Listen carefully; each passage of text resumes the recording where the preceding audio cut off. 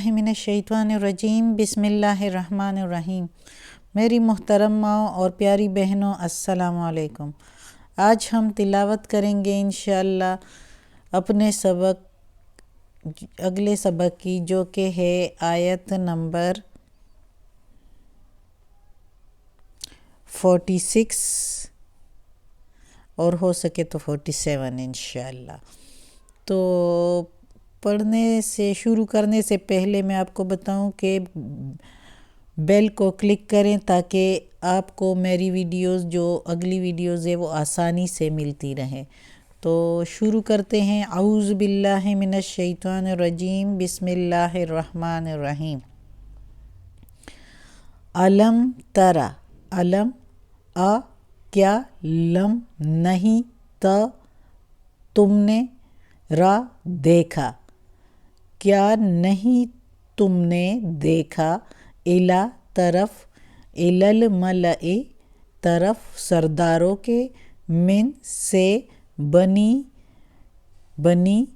Israel यहूदियों में से उनके सरदारों को। क्या नहीं देखा तुमने यहूदियों के सरदारों को। बनी इसराइल यहूदियों को कहते हैं। ये इसराइल याकूब अलैहिस्सलाम का नाम था, और बनी इसराइल, बनी मतलब बेटे, उनके औलाद, तो इसराइल की औलाद बनी इसराइल यहूदियों को कहते हैं। मिन बाद मिन से, मूसा यानी मूसा के बाद, इज़ कालू जब कहा, लिनबीयन अपने नबी को, लहुमुल उनके लिए, अब अस उठा, लना हमारे लिए, मलिकन बादशाह या सरदार, नुकातिल ताकि लड़े, फी में सबील राह, अल्लाह की राह में, ताकि लड़े हम अल्लाह की राह में। काला कहा नबी ने, हल क्या, असई उम्मीद, तुम के मानी है तुम, क्या उम्मीद की जा सकती है तुमसे, इन कुतिबा ये कि फ़र्ज़ हो या लिख दिया जाए, अलैकुम तुम पर, अलई पर, कुम के मीनिंग है तुम, कितालो लिख दिया जाए तुम पर, लड़ाई यानी फ़र्ज़ की जाए तुम पर लड़ाई यानी जहाद, अल्लाह ये कि ना, तुकातिलू तुम लड़ो, कालू कहने लगे, बनी इसराइल कहने लगे, वमा लना क्या हो गया हमको, वमा लना क्या हो गया हमको, अल्लाह ये कि ना, नुकातिल हम लड़े, नु हम, कातिला लड़ाई यानी जहाद नहीं करेंगे, फ़ी सबीलिल्लाह अल्लाह की राह में, अल्लाह की राह में लड़ाई नहीं करेंगे यानी जहाद नहीं करेंगे।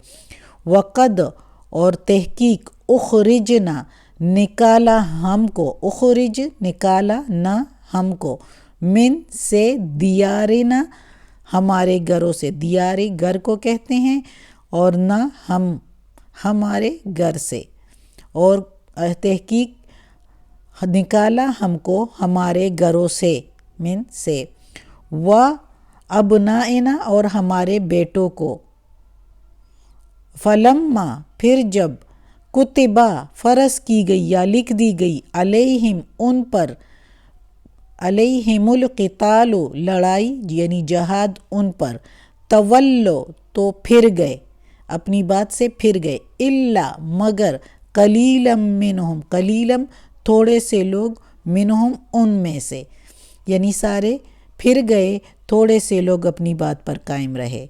वल्लाहु और अल्लाह, अलीमुन जानने वाला है, बिज़्ज़ालिमीन नाइंसाफ़ों को।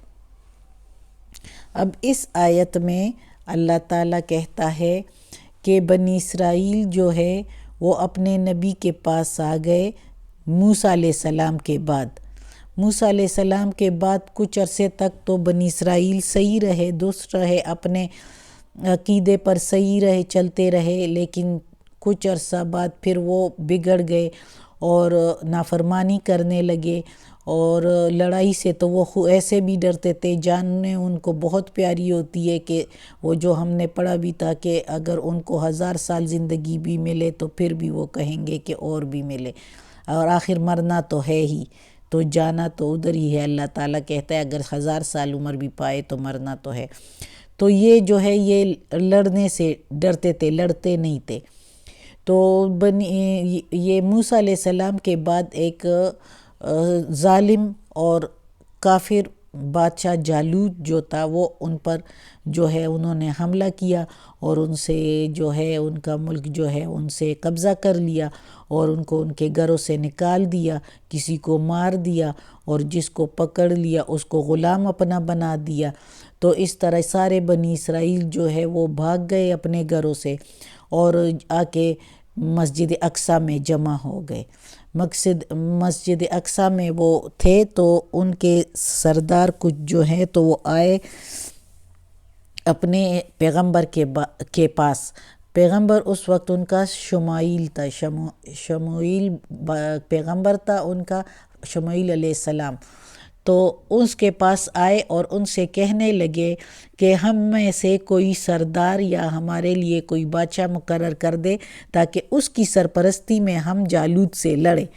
اصل میں ان سرداروں کے دل میں تھا کہ ہمیں کہیں کوئی ہم سردار بن جائے، بادشاہ بن جائے، اور سارے ہمارے ماتحت ہو، یعنی اپنی سرداری کے پیچھے پیغمبر کے پیچھے آئے، یعنی پھر بھی ان کے دل میں یہی تھا کہ ہم میں سے سرداروں میں سے ہی کسی کو بادشاہ مقرر کیا جائے گا۔ تو پیغمبر سے جب وہ کہنے لگے کہ ہمارے لیے کوئی سرپرست بادشاہ یا سردار مقرر کر دے تاکہ ہم اللہ کی راہ میں لڑے اس کی سرپرستی میں، تو پیغمبر تو جانتے تھے ان سب کو، تو اس نے کہا کہ کیا تم لوگوں سے امید کی جا سکتی ہے کہ تم پر اگر لڑائی فرض کی جائے تو تم لڑو، اللہ کی راہ میں جہاد کرو؟